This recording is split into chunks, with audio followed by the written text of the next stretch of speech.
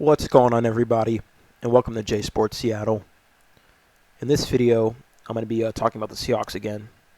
I know I said I probably wouldn't make another video for the next week, but this offseason has gone from 0 to 100 really, really quick. And some of this stuff I just cannot ignore. So, yeah, we're going to talk about this on the screen. So if you like the video, make sure to like, comment, subscribe, and share for more Seahawks and Seattle sports content. And without further ado, let's get on to the video. This is a doozy. Sorry. I don't know. I feel like I just got vaulted into another reality or something. So I'm gonna say it. So sources. This is from Jordan Schultz. The Seahawks, after trading Geno Smith to the Raiders, have shifted their primary focus to Sam Darnold. He is their number one option, and there is mutual interest on his behalf as well. It is highly unlikely that Darnold returns to the Vikings, according to multiple sources. So yeah, there is, and I was watching Brendan Nelson's video. I didn't really agree with what he had to say all the way. He made some good points, but overall, I'll get into it though. But he was saying, like, this is probably a done deal. Like, it's almost at this point of when it's going to happen, not if it's going to happen. So apparently, yeah, we're going to probably sign Sam Darnold to a 3-year deal or something like that. But we're not going to give him $45 million like Geno was wanting. We're probably going to give him $35 million, which is what we were trying to give Geno. Either that or potentially 30. I mean, we'll see what Schneider has to say about that if they actually do end up signing him. I'm not when at this point. Like, that's what it seems like, that we're going to sign Sam Darnold. And, well, I mean, let's just talk about that. Sam Darnold coming to a team that just traded away Geno Smith, their previous starting quarterback. You know, you can argue if he was our franchise quarterback or not, but he was our starting quarterback. We traded our starting quarterback away, and now we cut one of our wide receivers that have been with this team for 10 years, and now our wide receiver 2 is now requesting a trade. So now our wide receiver room just got blown up in a span of 2 days.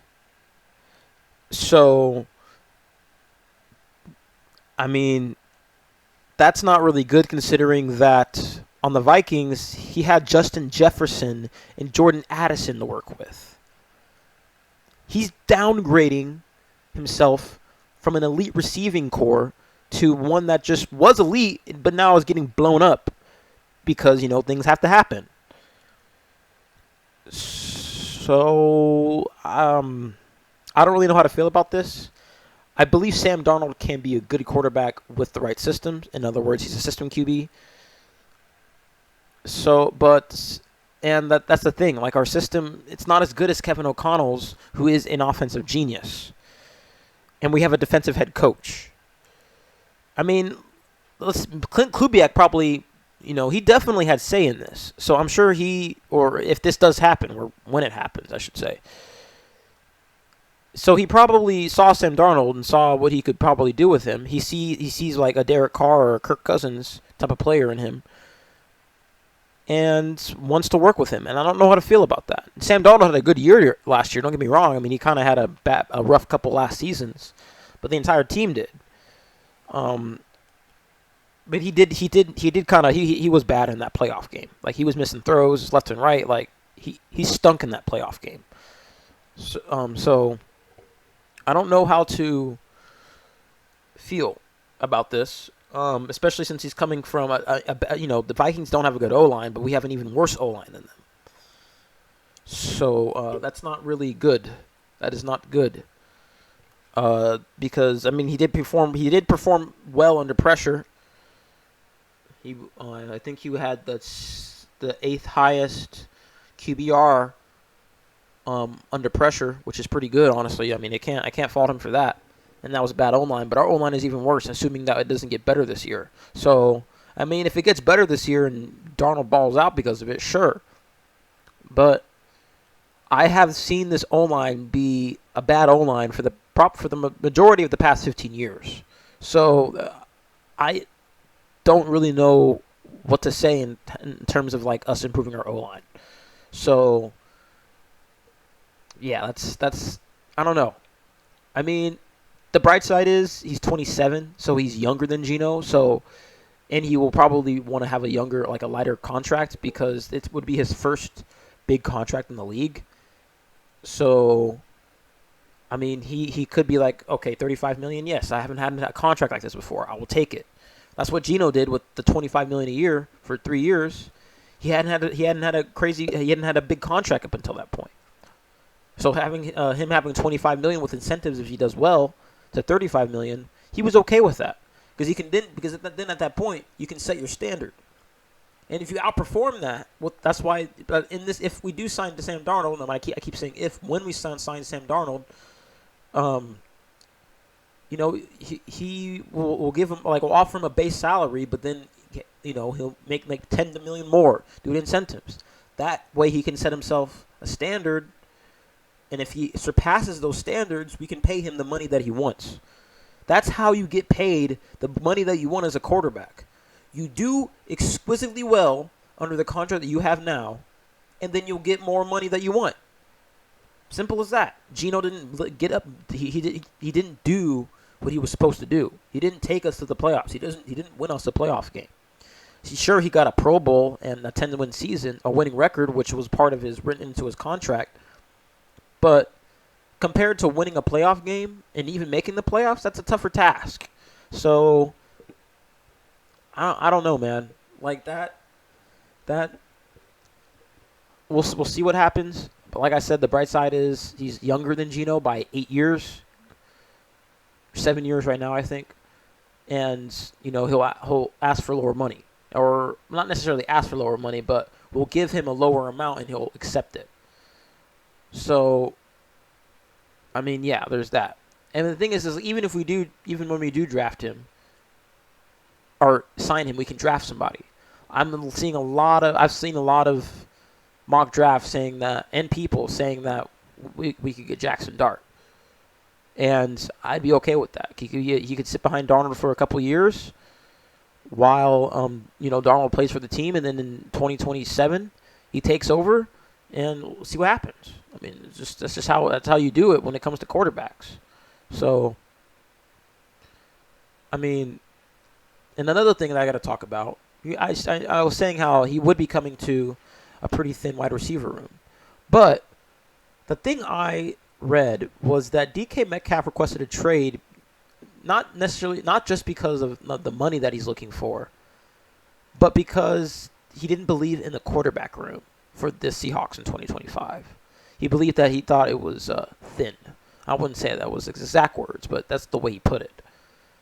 And that's a shade. That's throwing shade at Geno. He's saying that he didn't like Geno. Geno wasn't good enough for him. So maybe he will change his tone with Darnold, and maybe he even told Coach, like, hey, what if we got this guy to throw the ball to me? And then he could, rescind his trade demand, and he could stay with the team, and I guess we would be able to keep DK and JSN. But I don't think that I don't know how likely that is. I do not know how likely that is the case. Even if it was because of a thin quarterback room in his eyes, we're probably not going to want to give him the money that he wants, which is around $30 million a year. The thing is the Raiders could trade for him and give Geno that guy, give him that continuity, maybe. But I don't think he will. They will because of. But I think that's what Geno said, that the quarterback room was pretty thin. So, hold on, I'm gonna drink some water real quick. So, I don't know.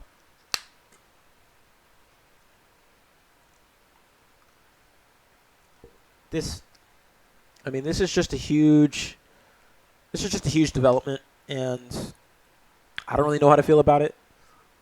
I want to pull up the stats and stuff, but I know the stats from both teams in terms of the O-line, and like I said, both teams weren't good, but the quarterback still found a way to do well. So you just give him an average O-line, let's see what he can do. And another fun fact, Kubiak and Darnold worked together on the Niners during that 2023 Super Bowl run. Yes, he was the backup, but he still worked with him. So I feel like Kubiak definitely wanted this guy, wants to have this guy, because they have a connection and they've worked together. So I mean, there is that. We'll see what happens with that, but like there is that. So I mean, the thing is like, if we do when we do sign Darnold, we won't have to worry about quarterback going into this offseason, at least in terms for a starting quarterback. Obviously, we can still draft one, but he wouldn't be starting unless we have a training camp battle for the starting position, and the rookie just it's just a repeat of Matt Flint with Russell Wilson. I don't think so, but you never know. So we'll see what happens. I mean, like I said, I don't know how to feel. Maybe I want to see how the offseason goes, and I want to see what we do with our cap space and our draft picks. I want to see what we do with those for me to really formulate an opinion for this upcoming season when it comes to signing Sam Darnold and how he will do and how I feel about it. So, yeah, I mean, it's just unbiasedly speaking, this is a huge development, and this would fill in the quarterback spot. You would have a quarterback, so we would just have to worry about the O-line, and then any other pieces that we still need to fix, either in the defense or maybe probably get another wide receiver. We can sign one in free agency, or we can get one in the draft. We have so many options now that we have so much freed up cap space. Assuming that DK gets traded, we will have nearly $80 million in cap space. We're already top 10 in cap space because of trading Geno, which was just, like I said, was just out of nowhere. And you know what? Even though Geno didn't have his best days in Seattle, he gave us a stability at quarterback for 3 years. I mean, we could be in the Browns position where they're cycling through a new quarterback every single year, or the Jets where they're cycling through a new quarterback every single year. I'm just glad he was able to be there for us and was mostly available. So props to Geno, even though he didn't do what we wanted you to do with us. You did give us some stability for a bit. So, yeah, appreciate you. And honestly, I do wish you the best on the Raiders, and hopefully you can, continue your career renaissance with Pete and good old Pete. So, but anyway, this is, like I said, we'll see what happens. And this could all just be smoke and mirrors. Like, this could just be a huge smoke screen, and we don't sign Darnold at all, and we go draft a quarterback. The thing is, like, back in 2022, I've seen so many reports that we were going to sign Baker Mayfield. We didn't. We went with Geno, our backup. We can, in this time, instead of using our backup, we can draft a quarterback this time and have those two battle it out in training camp. You never know. But like I said, it just seems like everything is pointing to Sam Darnold going to Seattle as the new quarterback for the foreseeable future, I should say. So there's that. Let me know what you guys think about this, and if it'll actually. I'm actually going to say if it actually does go through. But I think that's all I have for this video. Sorry for the voice crack. I need more water. But yeah, that's all I have for this video. If you like the video, make sure to like, comment, subscribe, and share for more Seahawks and Seattle sports content. I'll be making another video sometime next week because free agency kicks off on Monday, legal tampering at least. So I'm going to be making a video sometime next week if we make some moves. So yeah, thank you for stopping by. Have a good night, and go Hawks, go Mariners, and go Kraken.